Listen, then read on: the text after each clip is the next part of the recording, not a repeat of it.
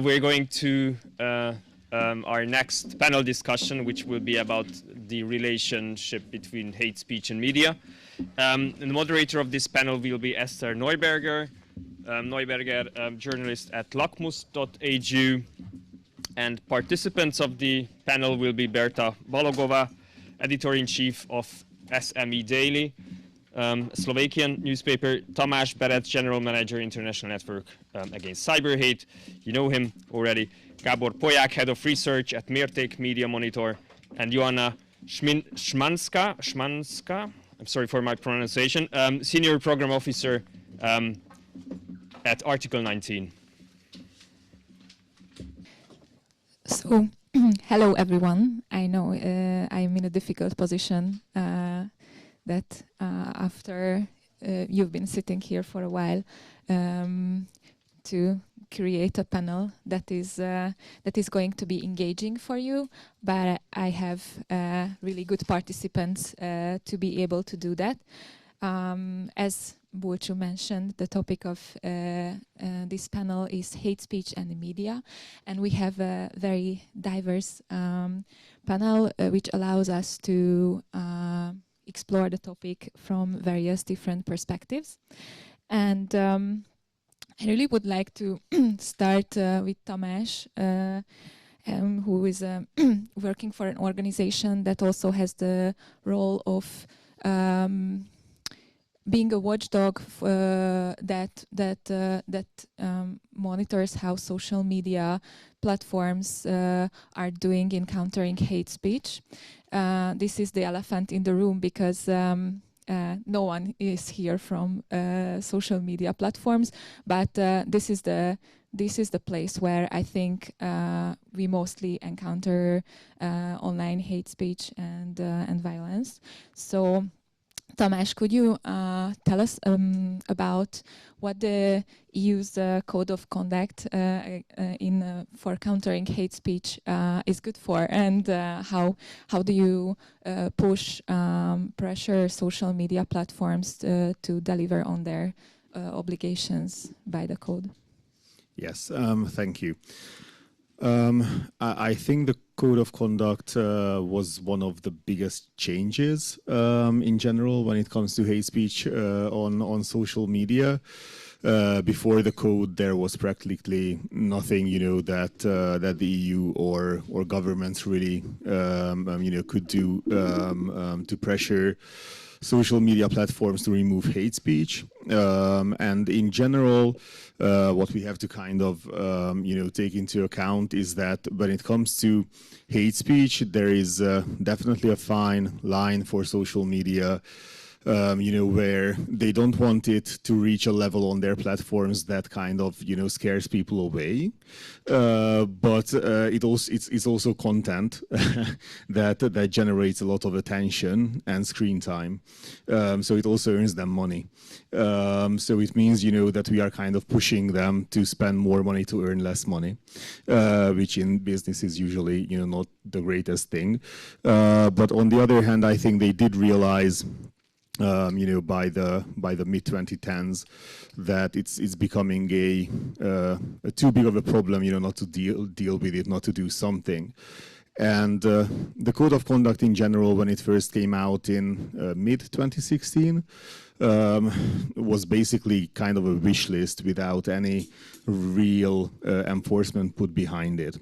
So the companies just signed, that, okay, we will assess reports on hate speech within 24 hours. We will provide this assessment to the reporters of the content. And if we find that it is indeed illegal or against, their guidelines, then they would remove it. And after a few months, the EU realized that there needs to be some kind of checking mechanism behind this.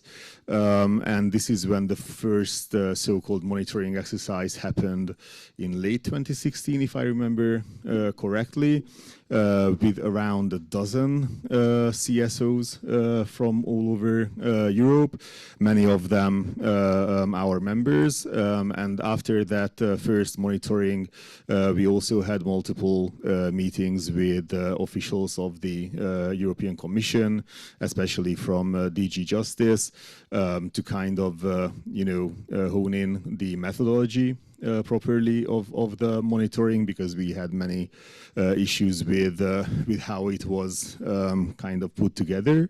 But after about a year, it kind of really came together, and since then we had a methodology that we have been using, and since 2016 altogether, I think there's been 8 official monitoring exercises, and Enoch carried out also at least 4 or 5 so-called shadow exercises that are not organized by the Commission. They are not official, but we use the same methodology, and we kind of try to keep it much more on the down low in general, because one of our biggest issues with the monitoring rounds is that usually social media platforms very, very soon realize that they are happening. I mean, in the beginning, they knew when they started.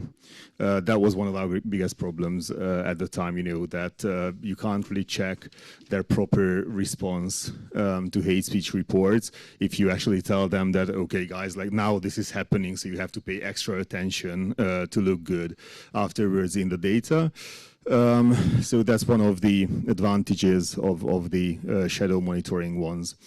And since then, we've been doing this. I think it has had many positive effects that are very much on the cooperation side between the European Commission, the NGO sphere, and the platforms. Since then, almost all of our members have become trusted flaggers on the biggest social media platforms. We have multiple roundtables and discussions with many of the platforms every year. They ask for our advice on their policy. So there's been a lot of extra cooperation, happening thanks to this. But on the other hand, and I also think that there's been a lot of positive changes in how hate speech is monitored and removed from social media. But on that side, there's still long ways to go for sure. So the data that we see when it comes to assessment rates and answer rates within 24 hours and removal rates are highly fluctuating in general.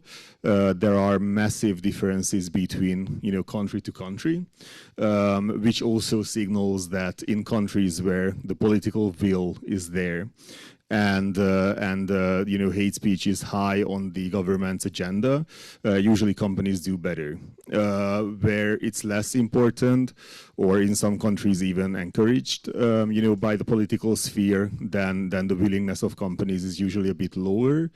And there is also an issue of market sizes. So when it comes to languages that are spoken by 50, 60, 80 million people, there's usually a lot more moderation effort from the companies, whereas in smaller countries like Hungary or Slovakia or other places, with fewer speakers and so on, it's usually, falls on the wayside a little bit, moderation quite often.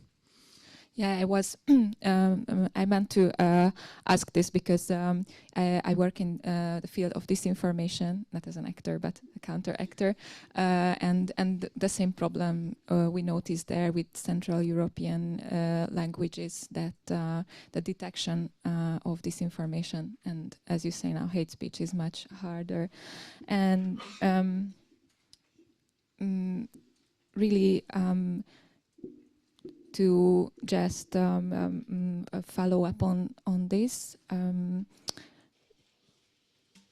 So when it comes to hate speech online, it's the users reporting content and the response to that, and is there like a proactive monitoring effort from the platforms to see like actually maybe notice hate speech in the content that's not reported or flagged?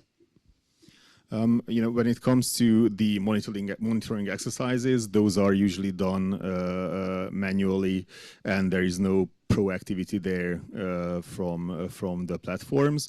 But in general, by now, moderation of content on especially the biggest platforms is done by algorithms, up to I think 95%. I think one time Facebook told us that about 95-96% of hate speech or other banned content is actually removed before even appearing on their platform. So it's filtered out by the algorithm, which brings in a whole other level of issues where we can very often end up in situations where we over-remove certain types of content while under-remove other more serious ones. Because very often these algorithms, even though they are becoming obviously better and better, they are often lack a lot of context, satire, and so on and so forth. So very often content is removed that shouldn't be. Also, which is another issue in general with this, is that very often we see now that the rules against hate speech are used by extremists or bad actors to mass report certain activist pages and so on and so forth, and try to kind of get them banned or shut down for a couple of months on Facebook or other pages, and often they succeed because there might be words in the posts or something that can be detected by algorithms as hate speech. And the last question to you, and then we move on to the next perspective, is that again I can turn to the topic of disinformation, and as like Meta has this third-party fact-checker program, but the most open to debate characteristic of it is that they don't check content from politicians and political candidates to intervene in democratic processes and not silence opinion. Do you see the same behavior in hate speech? Yes, absolutely. If it's hate speech, that comes from certain politicians or something like that, then companies definitely drag their feet because they feel that they are indeed start meddling in democratic processes, and stuff like that. So absolutely, we definitely see that, and also obviously there's a lot of money in political campaigning on social media that very often includes by now hate speech or at least harmful speech for sure, and that also won't be moderated for sure. Yeah, so I think we thoroughly described the problem of hate speech on social media, and I would like now to turn towards traditional media, which due to changes in how we get our news, and that we mostly get our news from news feeds, or I don't know about your news consumption habits, but this is a trend that has been experienced. I'm turning to Beata Balogová, who is the editor-in-chief of a major Slovak daily. And in this environment where this gatekeeper role is of the past, how traditional media can, and if it wants to take up the role to counter hate speech, point it out, and also protect those who might fall victim to it. I'm also Beata. I'm an ethnic Hungarian, and as you said, it's my 9th year as an editor-in-chief of one of Slovakia's most influential and biggest dailies. And today my day started, I will share this, today my day started with a message saying that I have a satanic look, and with my evil influence, I'm infecting the minds of children with homosexual propaganda, and my whole family will pay for that. If this is going to be a day as any normal day, I will get at least dozens of similar messages. If it is going to be a little worse day, I get up to 50. And this is a mixture of sexist hate speech. This is a mixture of threats and all kinds of bullying messages. And I'm still much better up than some of my other colleagues. I would mention Maria Ressa. She's, as we know, the Nobel Prize laureate. She gets 9 hate messages in a minute, and rape threats, also around 9 in a minute.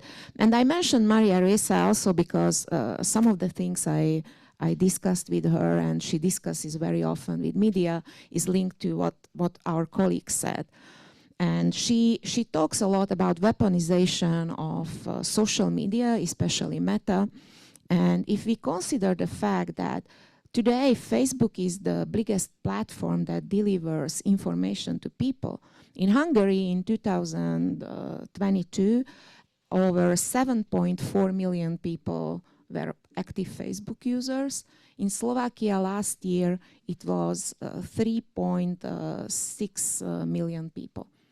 And given the fact that the Facebook algorithm is created in a way that it prefers emotions over facts, so we have a big problem because our news ecosystem is seriously damaged because we are getting news from an environment which is biased towards facts.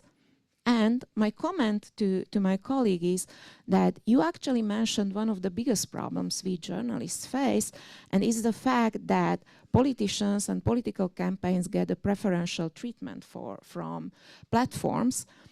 Robert Fico, the great buddy of Viktor Orban today, would hardly win elections if there wasn't Facebook. He was among one of the most popular people on Slovak, if we can talk about Slovak Facebook, and his interactions were among the highest. One of his deputies, Luboš Blaha, the guy who was banned by Facebook several times, he came back under different other platforms. Now he's very active on Telegram. He was the second one, despite Facebook and Meta taking steps against him. And now back to our role as traditional media. So as I described, disinformation is so strongly connected with hate speech and hate speech related consequences for the society. And we as traditional media, and I am saying it for years, this is not a journalistic issue. Disinformation doesn't exist because journalists do a substandard job, and hate speech doesn't spread that fast because we are not doing enough. And now we are getting to the point where I can see it in Hungary, that the fact that the government is one of the biggest disseminators of disinformation and also hate speech in certain areas puts you to the role that you are actually losing the ability to perform your gatekeeper role, because you become a reactive media. You respond all the time because you cannot help but to correct if the politician is spreading lies, but you really end up overlooking some of the very crucial issues that otherwise as a media would be your utmost responsibility to open up in a public discourse. Also regarding hate speech and the level of aggressiveness in public discourse, I sometimes feel like being in a noisy pub and trying to, in a calm voice, explain something when I try to open up really important social issues or healthcare issues. And I observed it over the past couple years also in Hungarian journalism, that, for example, commentaries are becoming more aggressive. They actually are more liberal towards swear words. And when they respond to politicians, they actually repeat the hate, what they are saying. And so that's a big challenge, because passively though, but we also pass on further those messages. So that's number one thing we can do. We have to navigate more carefully.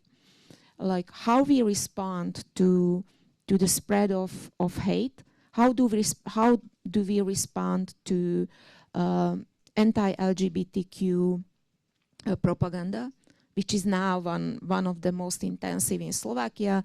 Hungary is being the biggest exporter of these goods, and Robert Fico, actually following the authoritarian handbook of Viktor Orbán, he's really taking on not only the topics, but also the way how to talk about it. We haven't really mentioned some of the hate speech that today exists towards Ukraine. And you know, talking about Ukrainians as about people who are second-rank citizens, not actually full-value people.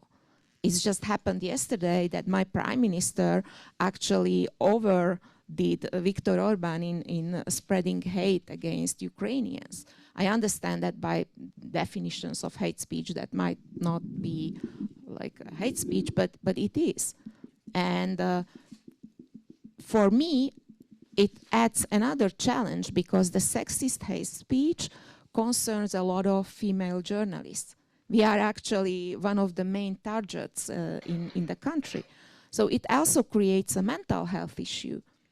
Apart from really trying to keep up the numbers, that because we need to earn money, we are not supported by any government, we get no advertisement from the state, we have never did. So basically, it's another challenge how to help my colleagues not to quit journalism. And I have today 7 people who need mental support.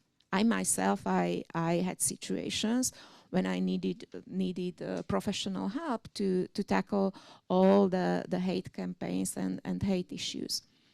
But back to something that's still traditional. I actually don't like that much traditional media because we are the media that innovate the most, and it's quite expensive to run a media like mine and all the disinformation media that's quite cheap. So we really have made a fundamental change in which we cover, for example, tragedies that involve attacks against minorities. We always try to explain, like we released explanatory texts for the readership, telling why we did certain things, why we used certain terminology. We admit if we are wrong. It really happened. There was a huge wave of sexual harassment case in Slovakia, and at the time when there was also a shooting against 2 LGBTQ people in Slovakia, we realized that we are very clumsy in using that terminology. And on the top of that, like there is a strong anti-wave, a propaganda which describes you as weak if you are using politically correct language. Because today, like all these liberal, they put it into the package of liberal trash, you know, and the way politicians respond to these events, it is a very sublime way of pumping the propaganda. So that's why I don't believe that the monitoring systems can catch on, for example, on social media, most of it, because they are between the lines. And that's what is really poisonous for the society. And maybe I talk too much, but if you have some... There is one more question, and if you could like answer it shortly. I'm just concerned about the break and stuff.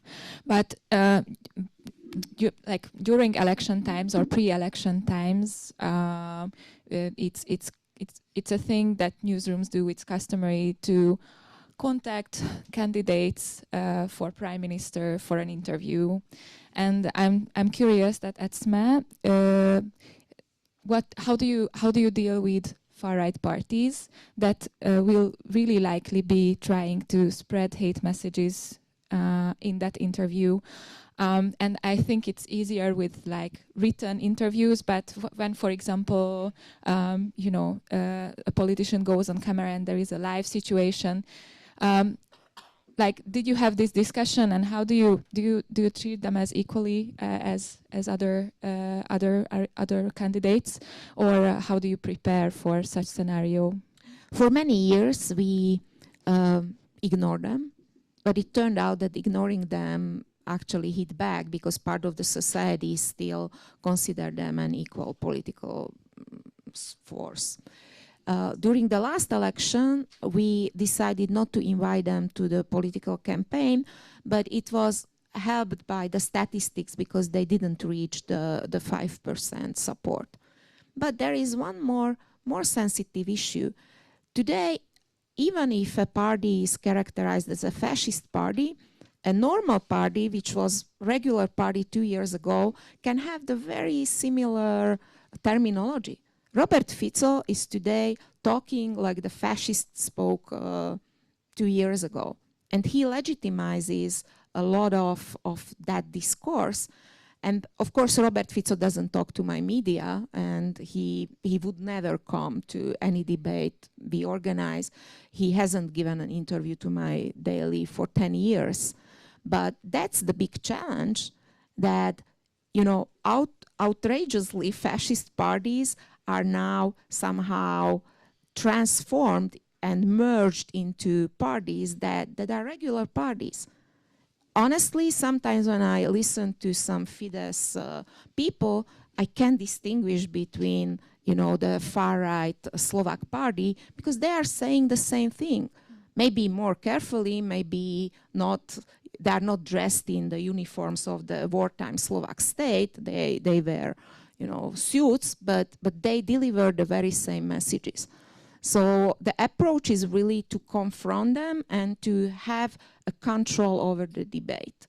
And that's why we always prepare more carefully, and we always confront any statement that includes hate towards minorities. We confront, so that the reader doesn't get anything without your filter as a media responding that, you know, that's not true what you are saying.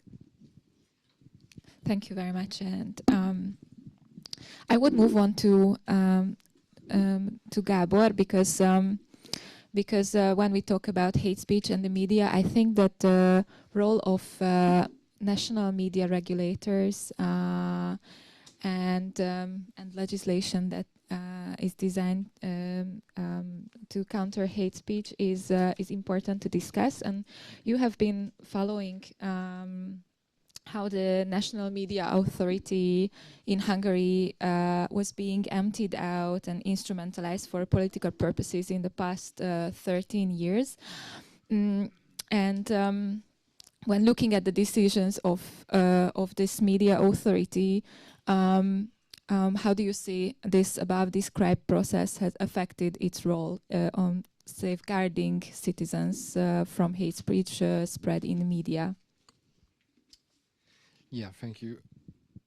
So if we are speaking about legal actions against hate speech, then the Media Council is only one of the possible players. And I have to say, I don't usually say any positive about this Media Council, because it is really not a neutral one. But in the case of hate speech, it has some quite good decisions, mainly not from the last years, but from previous years, from the first part of the 2010s. So the biggest problem is not the Media Council itself in this group of issues. So if we are speaking about the legal framework against hate speech in Hungary, then it began in the 90s, in the beginning of the 90s. 1992, that was the year when the Constitutional Court made its very famous decision about freedom of speech versus hate speech. Yeah, of course, 1992, totally other time, totally other circumstances, high expectations regarding the democracy. Everyone was very positive, and everyone had great expectations that Hungary will be a well-functioning democracy. And this kind of naivety is also mirroring in the decisions of the Constitutional Court. Interestingly, these decisions have very strong effect on the thinking about freedom of speech, thinking about hate speech also nowadays. So even if we had the other regime change in 2010, we have a new constitution, fundamental law. The decisions from the beginning of the 19th are very important also nowadays. And this decision from 92, it said, this is the main message, that the law is not the best tool against hate speech. It is a problem of the society, and the main tool against hate speech is the society itself. The society has to fight against hate speech by excluding anyone who is using words that are part of hate speech and so on. And any kind of legal tools, and first of all, criminal law, is just the final case. And therefore, in this decision, the threshold was set up very high when to fight against hate speech with legal tools. And it interestingly came from the case law of the US Supreme Court, kind of clear and present danger measure. It means that only if the violence is very near because of the speech can the law, the criminal law, do anything against the speech. So this is the final point before the violence, even if it is not violence, but this is the speech that can lead directly to violence, to physical violence. And it is very difficult to find this point. It's a very theoretical point.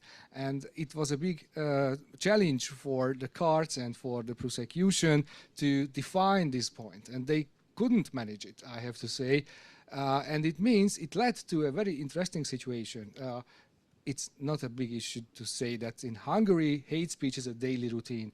Mainly, it's a very top-down kind of hate speech. But, bless you. If you are looking for decisions against hate speech cases, you will find only 2 decisions made by the Hungarian courts against anyone who committed hate speech.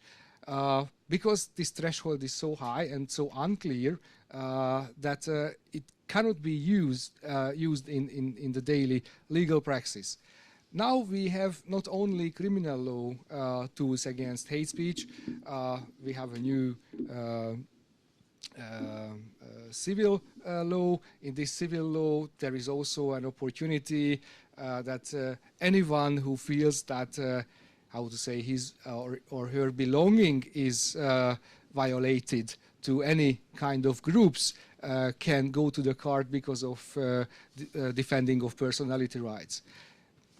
It is also not really clear how it is worded in the law, and the biggest problem is that it was mainly misused in the practice. It was used, applied in cases where the Hungarian nation was and the Christianity was violated. That was the subject of these decisions, and you cannot find any decisions regarding real minorities, ethnical or sexual or any kind of minorities.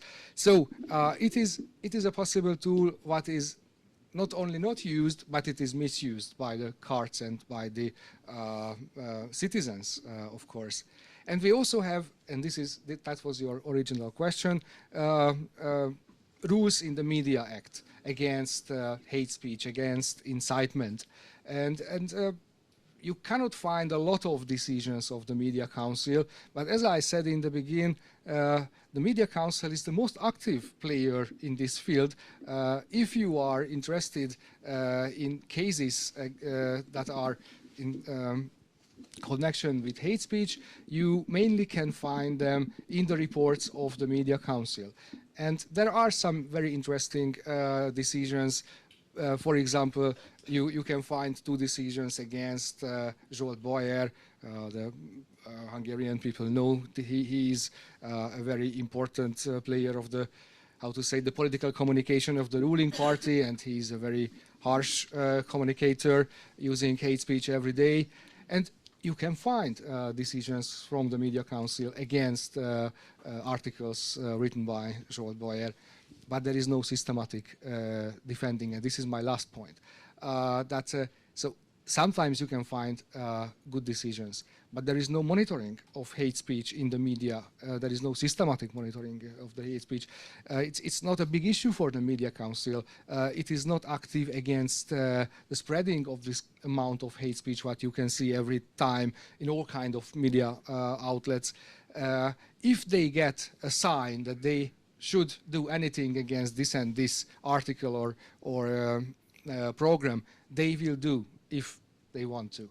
But they don't do anything to find this kind of communication. And the final point is that all kind of legal tools, how to say, are aimed at specific cases. And we are living in an environment what is full of hate speech. This is the normal way how the ruling parties are communicating. What can you do against political campaigns that are anti-LGBTQ, anti-migrants, anti-anyone? So there are no legal tools against this kind of amount of hate, of spreading hate. So the law was not found out to fight against the political regime. This is the problem. And final last point, one other opportunity on the side of the state, and this is what, of course, the NGOs are doing, is the education and making aware of the problem. And this is what also could be made in the schools by the ombudsperson and so on. It is an opportunity. So in an environment where the hate is so common, the only tool that you can effectively use is the education. And it is not only the responsibility of the NGOs. The NGOs are very good in this field. It is also, there are some elements of the state organization that could be much more active in doing this kind of educated future against hate. Thank you. And of course, I forgot to encourage you to... because I also, disseminators of hate are very creative and they learn from each other. So I will just say a short example, and it's so true that most of the hate that today is spread by politicians, you would not find specifically because they are not using the word. There was the biggest hate campaign in Slovakia was about politicians claiming, I am a male and I like women. It reached hundreds of thousands of people. It was on the anniversary of the shooting where 2 LGBTQ people were killed. And so how do you filter that kind of campaign? You know, when white males are bragging that they are males.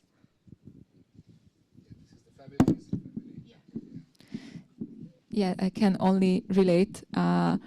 Like if someone pronounces in a 10-minute long video your Jewish-sounding name 10 times, and you know it's like he just said your name, but you immediately start getting the messages from the.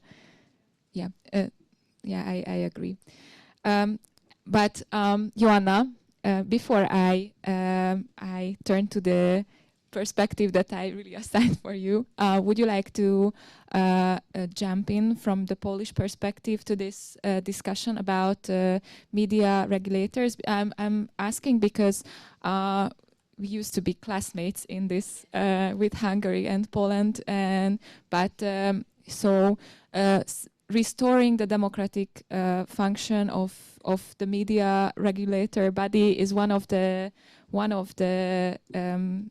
key tasks that the new government took on, and I would like to ask you to tell us a bit about this process, and if so, how civil society members are participating or can participate in this.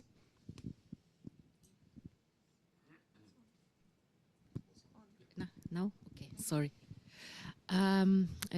Thank you for inviting me, and it's the first time I'm speaking on Poland after the elections. So I need to get used to different perspective and different narrative.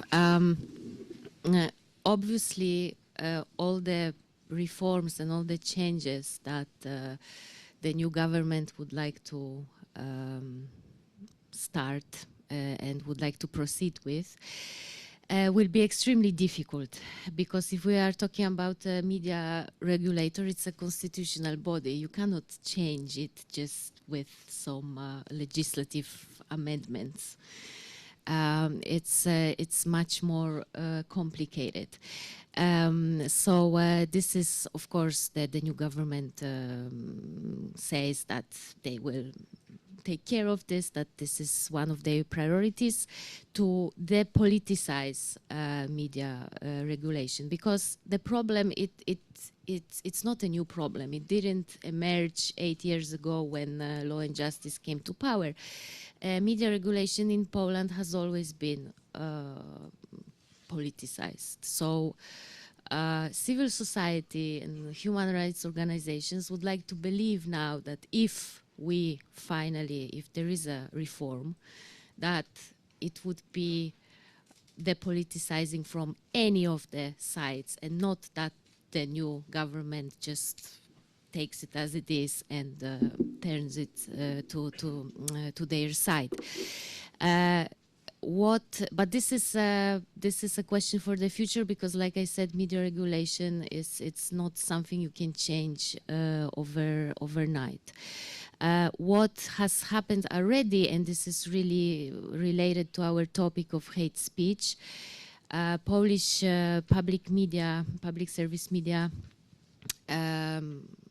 over the past 8 years, they used to be one of the main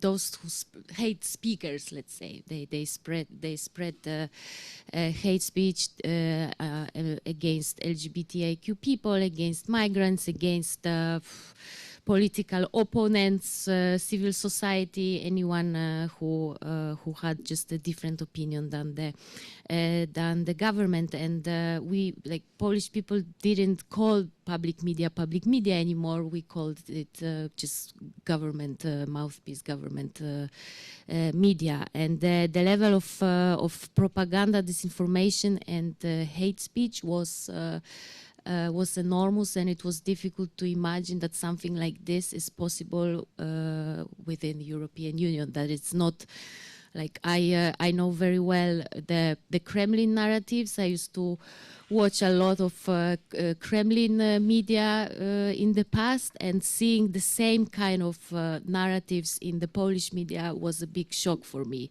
back then, and no one really expected that. So it was a big problem. What to do with the public, especially with the public TV. And the new government very quickly, already in December, they decided to take it over, and they did it in a way that caused a lot of questions whether the takeover has been legal, and whether this takeover wouldn't be then simply overturned in courts. But the new government's narrative was like, look, we promised you that we will stop this hatred in the public service media, so we are doing it at any cost, even if it means finding some of the ways that perhaps can raise some questions. So, of course, for human rights organizations, for media freedom organizations, the process raised doubts and questions, and these questions still they're still there. But those who are in favor of how it happened, they say that, well, that was the only option, because if we hadn't done it this way, this public TV would be still right now spreading this hatred. So what else could we do? So now we are having this these two sides of the story, and what will happen next. It's a good question. Surely it's a huge challenge, and we would like to see this happening really in line with international standards, in line with legal standards, but it is extremely difficult to fix something which was damaged that much. So I think the example of Poland will be important for also others who are interested in how you can. Is it possible at all to fix all the damage that the previous government did to the media landscape? I would like to believe that it is possible, even if I personally as well, it's normal as a human rights defender, I have doubts whether this has been done the proper way. But I also understand the question, but what if not, then would we be still allowing this this to spread and this to operate? So this is I think still an open question.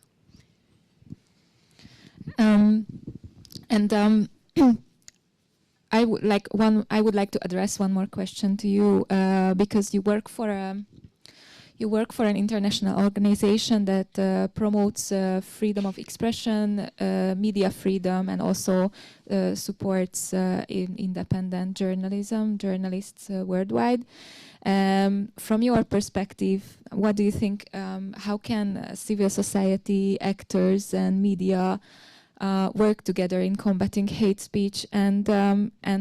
And since Beata drew in the issue of journalists being also the victims of hate speech, maybe also you have some activities on this field. Could you tell from Article 19's perspective? So I will start with saying that for our organization, it is very important to emphasize that we believe that freedom of expression and the right to equality and non-discrimination are mutually reinforcing human rights, because sometimes there are some views that, well, if you are a freedom of expression advocate, then for sure you are okay with everything that is being said online and offline, and this is not true. We believe that there is no free speech without equality, and vice versa, that there will be no equality without free speech, because the lack of free speech affects mainly, in the first place, marginalized communities, those who cannot be heard, those who cannot be, who are not that visible. So for many years we've been working in the field of tackling hate speech and also how to cooperate with media, with journalists, and their cooperation with civil society, how to strengthen it. And of course, in every handbook on tackling hate speech, you will find lots of ideas what media and civil society could do. And I can also now say all of this, but this is something that, if we are talking about an ideal world, because we have a different situation if we are talking about a place where, of course, there is hate speech everywhere, but we have different situation in different countries.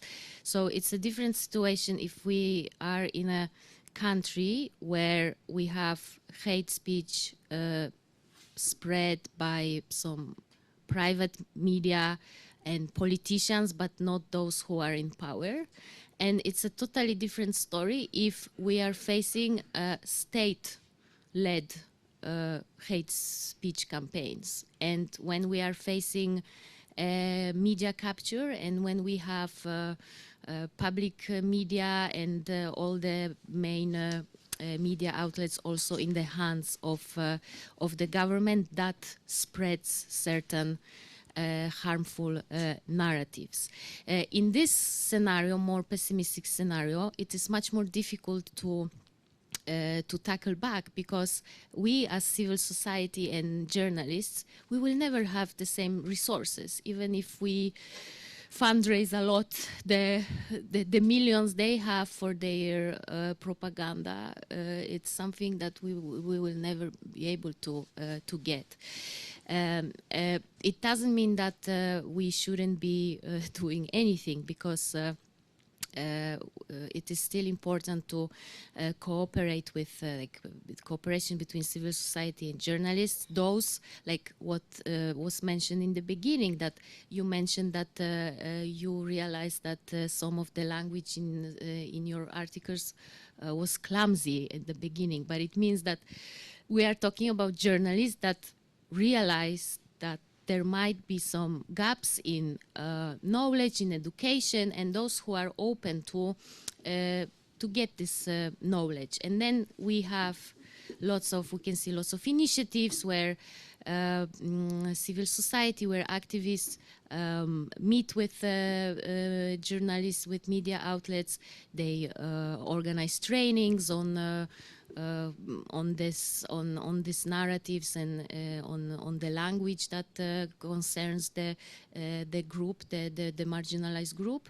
And in this scenario, yes, we have the situation improves. But this is when we are talking about the media that want to cooperate. But what to do with all the media that are on the dark side, let's say, and those who deliberately spread smear campaigns and deliberately spread hate speech. They don't even want to have any cooperation with civil society. They just they are not interested in that. This is a question that is, I think, difficult to answer for many of us. But anyway, it is important to have allies and to work with these media outlets that are open for it, because counter speech is still one of the main the main things we can do for tackling hate speech. So if we make sure that media outlets have access to experts on different communities, that they know who to reach, they know who to ask, and also they can, I know examples of such initiatives where civil society joined forces with media outlets, got some funding for this, and thanks to this, media outlet was able to publish very good quality, deep analysis articles concerning certain marginalized group, which is also part of the counter narratives, counter speech to what we can see from, for example, state-led propaganda. So, of course, I would still encourage these initiatives. They are very important. And I have such examples even from countries like Belarus, when you have no free speech at all, but still such initiatives were possible. So it is possible, and even if those on the other side are much more powerful, my opinion is that we should still continue joining forces and doing some joint work with media and civil society. Thank you. Thank you. And this is a good way to re-involve the panelists who haven't spoken in a long while. I asked you previously to think of such examples for fruitful cooperation between civil society and media to counter hate speech. In the previous panel, there were representatives of organizations that that work on hate speech targeting different minority groups. Maybe they would also be able to like drop in nice examples they know of. But first, I would like to turn to you in this regard, and Tamás, you would maybe start if you were the first one to speak. Yes. Yeah, I guess it's a bit difficult to give a different answer than what I already have during your previous question, because I think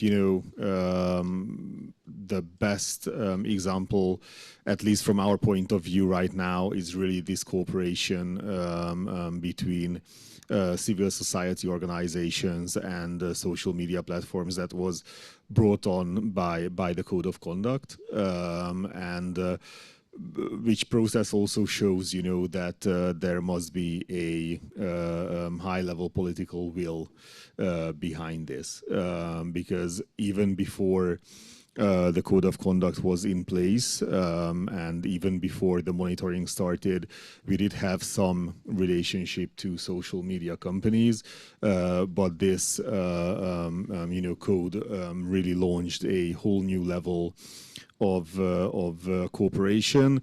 And even in this kind of system that is fully backed by the European Union, it really took years and years to really get to the level where we are right now, and still it's not easy very often. Obviously, there are opposing interests very often, and also you are dealing with people and representatives of social media who are very, very busy. So it's very hard sometimes to connect, and there's a lot of other hurdles that need to be tackled. But in general, I think initiatives like this, especially when the political sphere really pushes for this to kind of work out and exist, because the EU was always very adamant about not just us doing the monitorings, and social media is kind of responding to that, but also on establishing regular avenues of discussions. That helps a lot, because obviously as civil society organizations, beyond publicity, but when it comes to hate speech, that's a little bit hard to generate. It's very, very hard to pressure giants like Google or Meta to the table without some kind of political push from the background. And do you think that this, or do you see this endangered with the current, like with the European Union elections upcoming? So if this is really much dependent on political will, like the targeting disinformation, which I know problem is political will dependent, do you have concerns? Obviously, in the longer run, it's very, very hard to predict.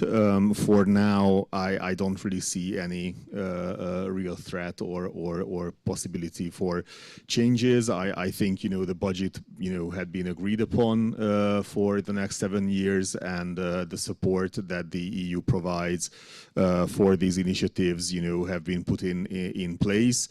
Obviously, if there will be a European Parliament that would really shift towards the far right or to populist parties, there could be political pressure to kind of suppress these initiatives. But I don't really see that as a very high possibility. There is a gradual move towards that side of the spectrum, but it is very gradual, I think. So for now, no. In the longer run, there is definitely a possibility. Yeah, for sure. Thank you. Beata, do you have actually experience in such a cooperation in your newspaper? Yeah, it started 2 years ago. It's an international Dutch NGO which joint forces with the investigative center of Jan Kuciak and with the media. We created a database of online attacks and hate speech. And we journalists keep reporting and sending links and names, even emails, messages to this database. The next step was to create a connection with the police, and the goal still is to have special police officers who are trained to deal with that type of crimes. Because the big problem is that you don't have, I know in Hungary it's a similar problem, but also in Slovakia, that the police is not trained to deal with your cases. I reported my cases and their question was, okay, so do you feel threatened and do you feel in danger? And I was saying, you should tell me if I am in real danger. So basically that project is still on. I don't know what the fate of this project, the cooperation with the police, will be under the Fico government. It's a question, open question, but I consider this a very important initiative because it gives feeling to the journalists that you actually not only delete the hate mail, but you send it somewhere, and the police will be able to create a database of verbal offenders. And maybe I will just mention a case because I am one of those unique examples that my case, I won a court case against someone who attacked me verbally. It was a hate crime, a hate speech crime. A couple weeks after the murder of Jan Kuciak, there was a guy, a son of a lung specialist professor, who sent me over 1,000 messages saying that I should be cremated like my predecessors, the worst anti-Semitic hate and all kinds of hate. And after 4 years, because of some cooperation with Europol, they tracked him down. He went to the court. We won the court case. He got a conditional sentence, a 4-year sentence.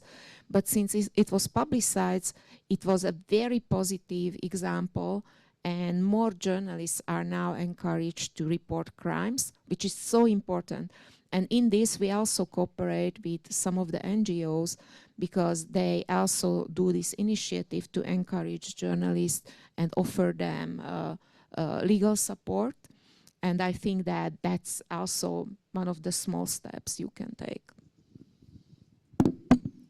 I think it's very important that you raised this because when we talk about hate speech and the media, and it's also my experience as a journalist that it's only starting to be normal now to talk about these various like insults and hate messages you get, and to look for support. Like we used to see it as part of the job, and you know that we have to take it, we have to be strong.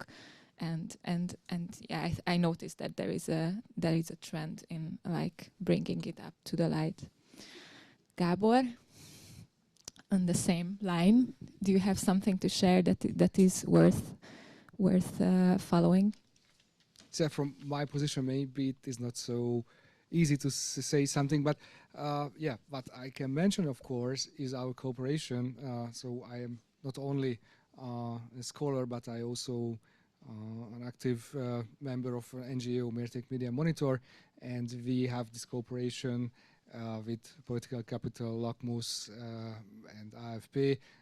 This is the Hungarian Digital Media Observatory Against Disinformation. And it was several times mentioned, the notion disinformation. It is, of course, because of there is no hard border between hate speech and disinformation. Both of these kind of negative communication are aiming at a political environment that is polarized, that is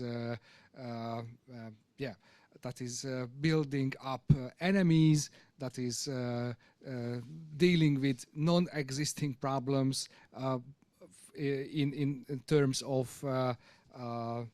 so in terms of hating anyone who is not real ground of any kind of problems, but not speaking about real problems. So in this term, disinformation is is a good point where you also can find some resources. This is a big problem that we are fighting without any resources against huge players with a huge amount of public money and so on. And if this information is on the table of the European Union, then you can find the funding for fight against disinformation, and in this indirect way you also will fight against hate speech, against this kind of populist polarization, polarizing communication what we are living in. So this kind of cooperation is existing, and my job as a teacher is of course every time a cooperation between myself and the students. And this is for me the most important issue for the long time, to speak about hate speech, to speak about the experiences of the journalists. And nowadays it is very important to say that hate speech is existing. So there is a relativization of hate speech in the public communication. That is not hate speech, that is a too PC communication if you are saying that it is hate speech. No, hate speech is hate speech, and that was hate speech before, and it remains hate speech, and you have to find the borders that are not only PC communication, but it's illegal. It's a very huge problem of the whole society, not only for the minorities, but the whole society. And this is used by the politicians nowadays to build up this kind of polarized public sphere. Thank you. And last but not least, Joanna, could you tell me an example of anti-hate speech cooperation between civil society and media that, in your opinion, should go in the textbook you mentioned? Even more than one, but we have no time. So you mentioned students. There are a lot of great initiatives where civil society works with universities and faculties of journalism and LGBTIQ organizations, for example, or those who work with migrants. They have some trainings with these students to talk about the narratives and the language and hate speech. One of these examples, we had partners in Moldova doing this. I have even one positive example from Belarus, although it was a couple of years ago, and now it's not. It's a different reality now. But we cooperated with the Independent Association of Journalists. That was like reluctant to admit that hate speech exists, because they used to say, well, we work in such a horrible environment. There is like censorship, and you are talking now about some hate speech. This is another way of censoring us independent journalists that have such a hard situation anyway. But we worked, we tried, and we organized several roundtables with this journalistic association, with their commission of ethics, and representatives of marginalized communities, including women, LGBTIQ, migrants. And with time, this Independent Association of Journalists admitted that the hate speech exists, and they included it to their Commission on Ethics as an existing problem and as something that they should be paying attention to. Now, of course, after 2020 elections, all of them are in exile, but still continue working from exile. And I saw recently that now this journalistic association organizes conferences on hate speech, which means that it changed completely over just for the last 5 years. And one more example, how perhaps to tackle in an environment where when it's in more difficult environments, there is an initiative in the UK, Stop Funding Hate, which comprises of volunteers that check who advertises in some of the problematic media outlets, let's say, that spread hate speech, and they keep targeting these companies with messages and questions. Why are you paying for ads in this media outlet? And this has been replicated in other places. The most recent case in Poland, there is a TV channel, Republika, that now like all the propagandists that work for the public service media, they moved to that channel. And when they started, they already started with there were several horrible expressions of anti-Semitic hate, anti-migrant hate, even saying that we can use Auschwitz in Poland to keep migrants there in those barracks. So horrifying things. And civil society started to use the same algorithm, so reaching out to companies that advertise on this channel. And many of them have already withdrawn. This is ongoing. We will see if someone is left, but the number of companies paying ads there is diminishing. So yeah, an example like this perhaps can be helpful as well. Thank you, and thank you for bringing in this problem of monetization of hate speech. I think it would be a topic of a whole other discussion. I would like to open up the floor to the questions of the audience.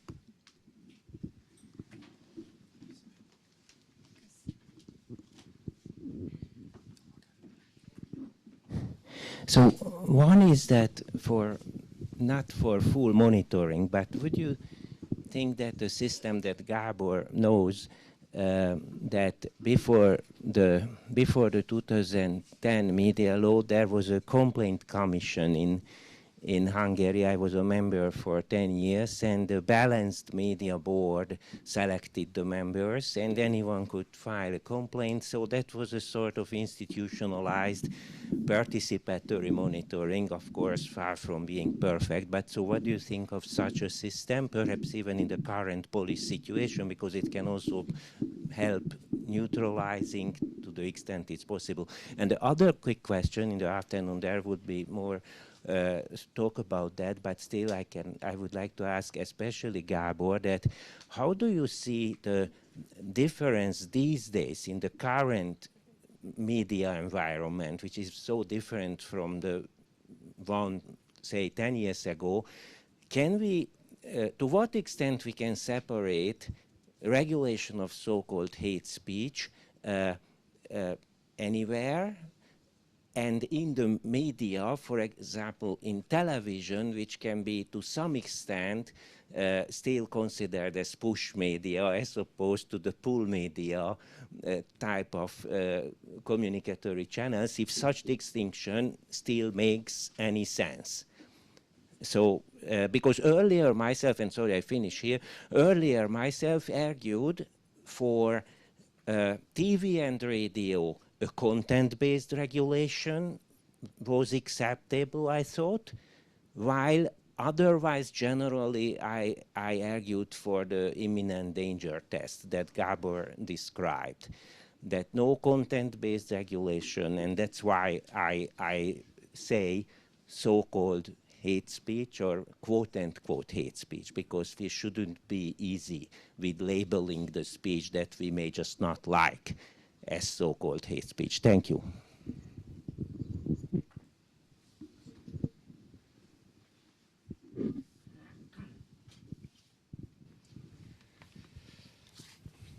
So monitoring and submitting complaints, I think, would be important also nowadays.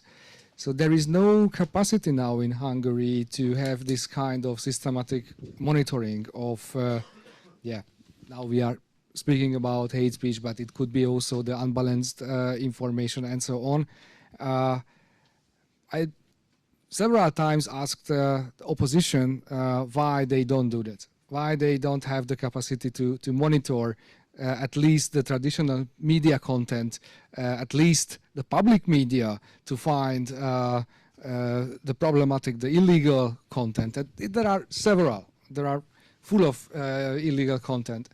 But somehow they think that it is not their task, and the others, the NGOs, are not capable to do that because they don't have the capacities to have this kind of monitoring.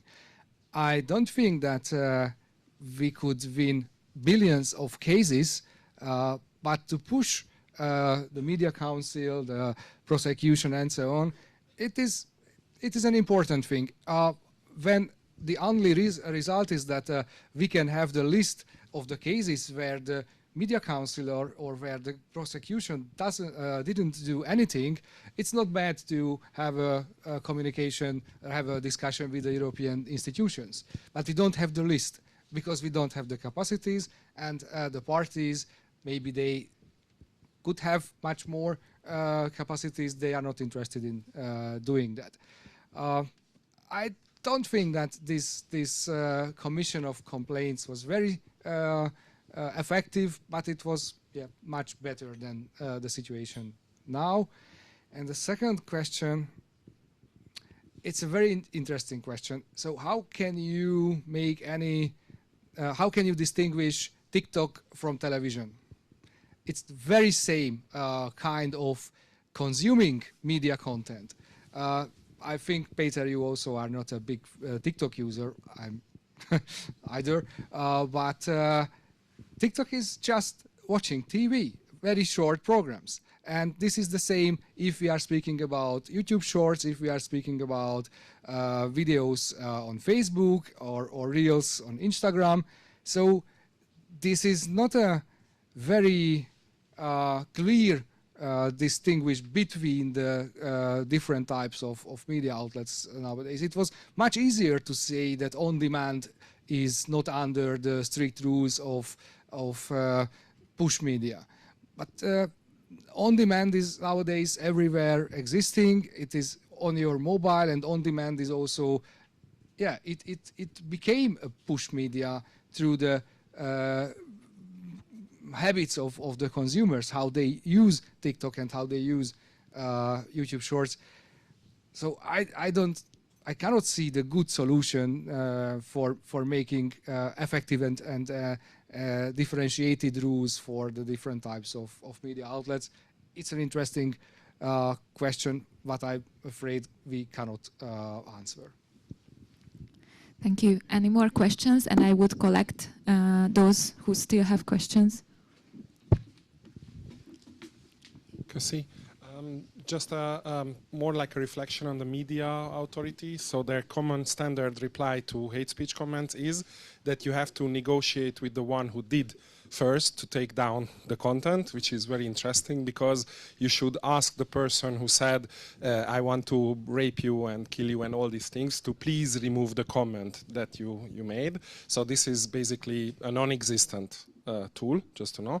And then one other thing is, when it comes to disinformation and misinformation, the problem of labeling disinformation and misinformation in certain topics is creating the martyrdom that is dwelling on this type of content. And when it comes to COVID-19, we saw, but also in Hungary, another topic is like the cash use of ordinary people. This is a topic where traditional mainstream media does not really negotiate, but it says it's stupid, it's against progress, and that's why AfD or Mi Hazánk, for example, is very happy to take on these projects. So just a warning for media workers that labeling things misinformation not necessarily means that the people who are interested in the topic will agree with you, but they will agree with those who talk about it. Just a note. Thank you.